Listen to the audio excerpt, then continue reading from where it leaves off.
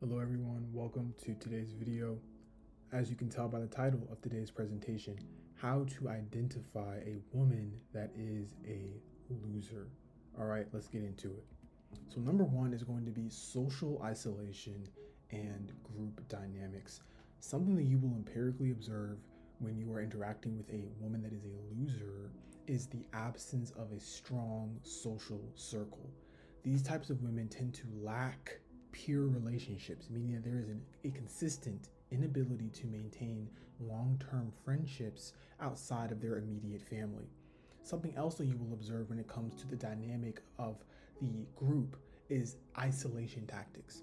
If the loser does not like an individual, they will attempt to isolate that person or create a us versus them when they are trying to expose an individual or try to display their um, frustration towards an individual.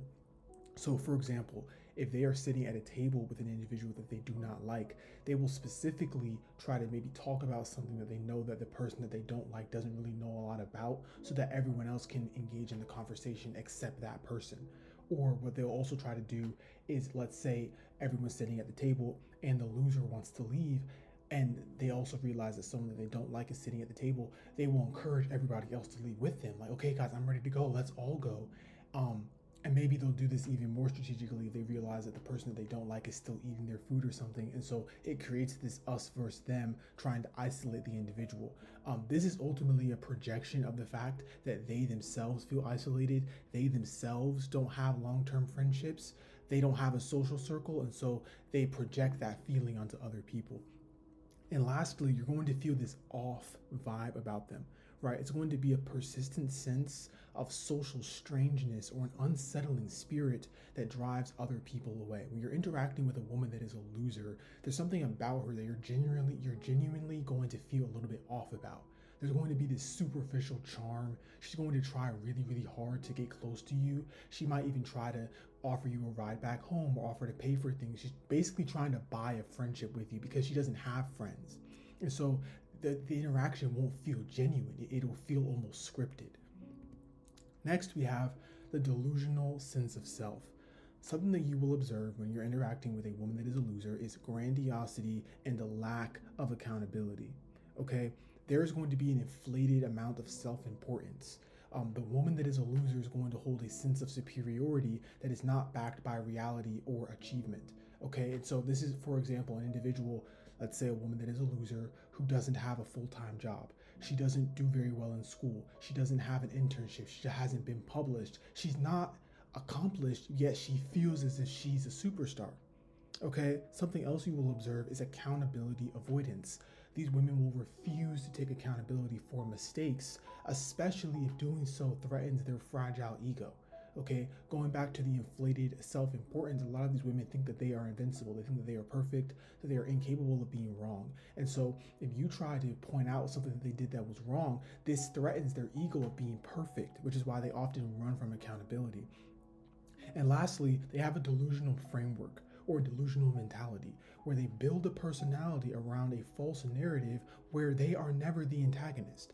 Okay, and so when you are having a conversation with a woman that is a loser, you will find that in every conflict that she talks about, she's never the person that initiated the conflict. She's never the one that sparked the flame. She's always the victim. She's always the one that got the bad end of the stick, and she's never the one that started it. Okay, and this again goes back to this idea of being perfect. Okay, and so in her mind, she's never wrong. She never starts the fight. She's always the victim. And you will notice that it could be five negative interactions that she had within the past month, and somehow she's never in the wrong. That's not a coincidence. It's not an accident. This is because of this delusional framework that she has where she thinks that she is perfect and that she is beyond mistake. Next, we have relationship dysfunctions.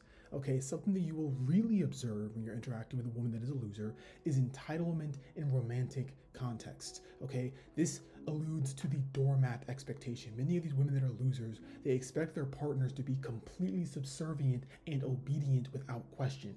many of these women, and mind you, many of these women that are losers, they're a little bit older. These are women that will be 27, 28, and they've never been taken out on a date. They still don't have a boyfriend.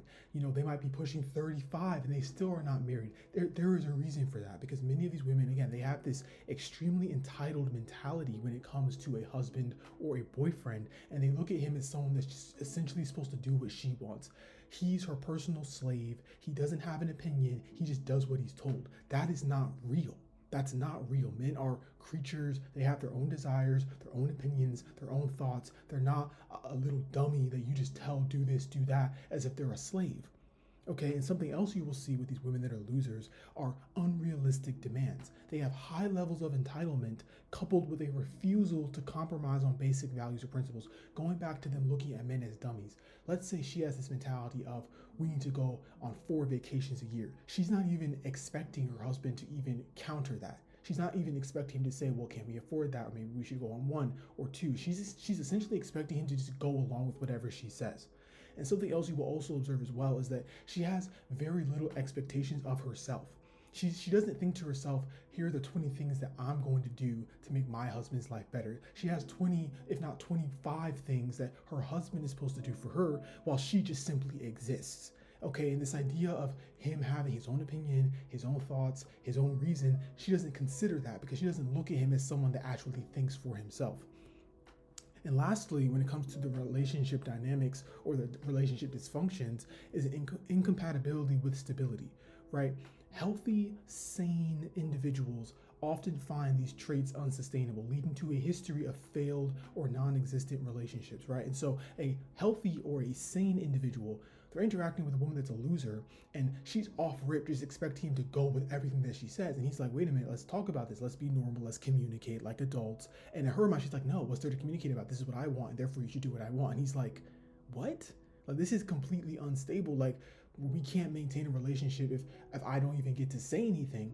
And this oftentimes leads to these types of women that are losers to constantly get blocked by men. They're never able to keep a boyfriend. They go on a date with a guy, then he blocks her right afterwards because he realizes this woman's a little crazy, that she doesn't really look at him as a human being, but more so as a doormat. And next we have projecting personal frustration. Okay, something that you will observe with women that are losers is externalizing internal conflict. And this manifests in having an anti-male sentiment.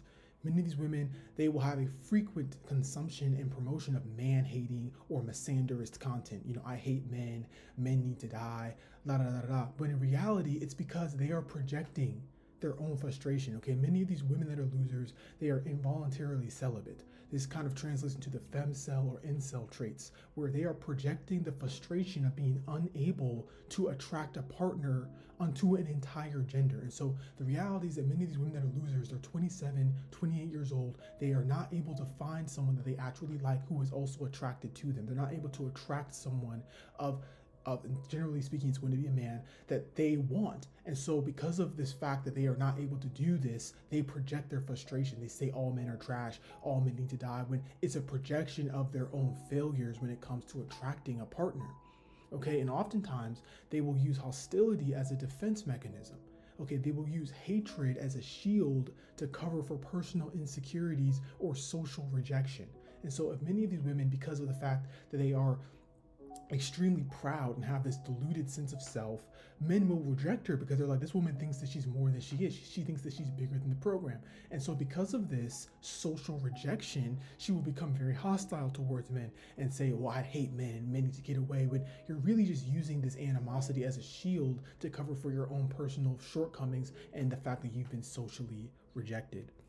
Okay, and lastly, we have enmeshed family relationships.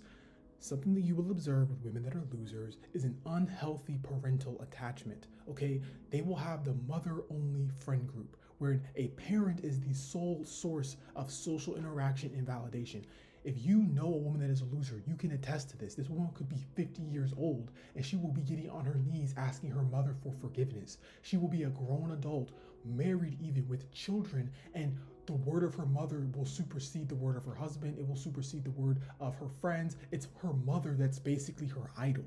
Okay, there is this creepy over dependency where, as in a fully grown woman, not a little girl, but a fully grown woman, there is a relationship that goes beyond healthy into the realm of idolization, where all of her sense of self, all of her sense of validation, it all stems from what her mother is giving her, of what her mother is saying is right, or what her mother approves of. She doesn't really have a strong sense of self outside of what her mother says is okay to have. Okay, and something else you will see with this unhealthy parental attachment is that their mother will have the final authority. Okay, there is an inability in the woman that is a loser to make independent decisions or to think critically if it contradicts the parent's worldview. And so she doesn't really have an opinion of her own. Most of the opinions that she has are actually opinions that have been handed to her by her mom. Okay, and again, it's very unhealthy. Like, she's a fully grown woman. You would expect some degree of autonomy when it comes to thinking and reasoning, but no, their entire worldview for the most part is just a reflection of what their mommy has allowed them to have.